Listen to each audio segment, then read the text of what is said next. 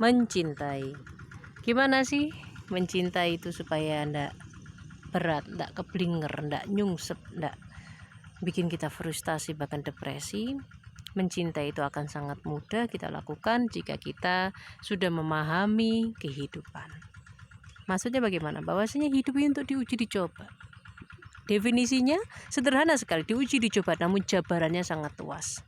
Ketika kita sudah menerima kenyataan tentang hidup, bahwasanya hidup itu diciptakan diuji dicoba, bahwasanya hidup itu adalah manusia, setiap kita adalah berbuat dosa, yang paling baik adalah memperbaiki. Maka kita semua punya kekurangan, kita semua punya kelebihan, maka kita semua akan selalu berbuat dosa, kita semua akan melakukan kesalahan, kita akan selalu penuh dengan kesalahan yang tidak henti. Maka setiap orang satu dengan yang lain itu bisa berbeda. Nah, yang sering menjadikan sulit mencintai adalah karena kita tidak bisa menerima pasangan kita. Kenapa kita tidak bisa menerima pasangan kita? Karena kita punya imajinasi, punya keinginan kita sendiri tentang apa yang kita anggap baik dan tidak baik kepada pasangan kita. Ketika itulah mencintai menjadi sangat sulit. Gue cinta sama lu, makanya gue pengen lu jadi lebih baik dan sebagainya. Akar dari pemikiran itu dari mana? Di antaranya itu tadi. Di antara jabaran dari ketidakmampuan kita ikhlas dengan kehidupan adalah kita tidak mampu menerima kekurangan pasangan kita. Kemudian jabaran dari ikhlas dengan kehidupan ini adalah apa? Kita tidak mampu menerima diri kita sendiri. Karena kita tidak ikhlas dengan kehidupan, kita tidak menerima ketetapan Allah atas kehidupan, yang ditetapkan Allah atas kehidupan, atas kita manusia. Maka kita akan kesulitan menerima diri kita sendiri. Kita kesulitan memaafkan diri kita sendiri. Ketika kita berbuat salah, kita tidak produktif. Orang yang sudah ikhlas dengan kehidupan, dia akan gagah berani menerima kekurangannya, menerima kenyataan bahwasanya dia salah, bahwasanya dia punya banyak kekurangan, dia bisa menghadapi dirinya sendiri, dia memanajemeni dirinya sendiri, dia mampu membawa dirinya sendiri kepada kebaikan. Oh, kok aku gini ya? Aku nyakiti dia, kita jadi sedih. Nah, orang yang tidak memahami kehidupan, masih belum mencapai titik ikhlas, maka kita akan tersakiti oleh kesalahan kita sendiri. Kita merasa sakit dengan kesalahan yang kita lakukan sendiri, dan ketika itu kita bisa mewujudkannya dalam perilaku yang membuat orang lain jadi kesulitan menghadapi kita. Dalam arti sederhana aja, karena kita sedih, kita jadi ingin menjauh, jadi tidak ingin mendekat, akhirnya pasangan kita bingung. Kenapa sih? Aku maafkan kamu, kita enggak, aku begini. Itu yang melo ya. Kalau yang koleris, wah aku salah kan? Ya mau gimana lagi, aku manusia juga. Masa kamu tidak bisa menerima kesalahanku? Tidak bisa, jadi dia jadi arogan ya. Nah itulah kalau kita sudah bisa menerima sampai di titik ikhlas. Makanya kata kuncinya adalah ikhlas. Karena kalau menerima itu hanya satu penerimaan saja.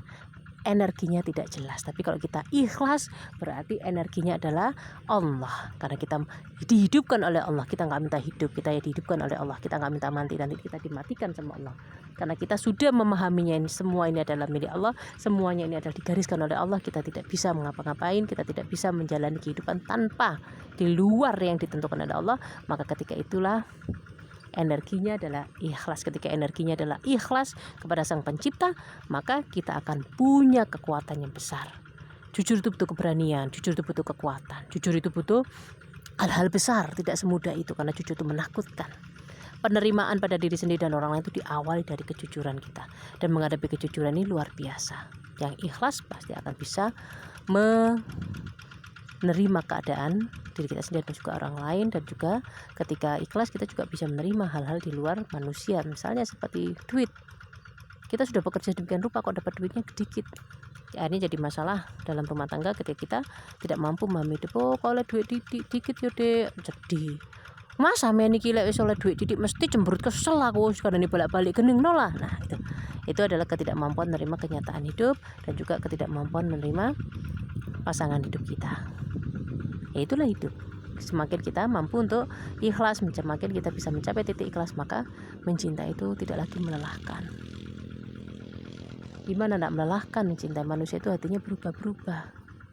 Gimana tidak melelahkan hidup itu? Karena hidup akan selalu diuji dicoba. Makanya hidup itu terasa berat, dan ketika kita masih merasakan hidup berat, tidak heran akhirnya kita juga berat dalam mencintai.